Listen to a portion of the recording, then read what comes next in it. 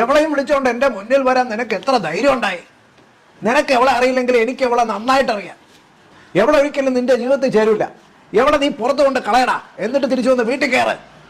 ഇല്ല അച്ഛാ, ഞാൻ അവളെ ഉപേക്ഷിക്കില്ല. എൻ്റെ കയ്യിൽ ഒന്നും ഇല്ലായിരുന്ന സമയത്ത് അവളായിരുന്നു എൻ്റെ വിശപ്പ് മാറ്റിയത്.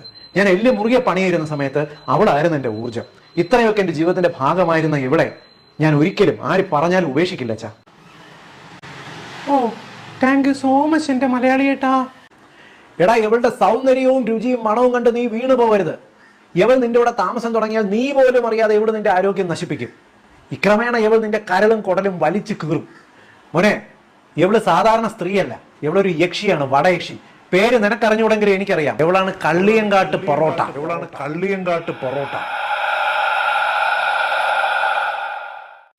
ഇല്ല അച്ഛാ, പൊറോട്ട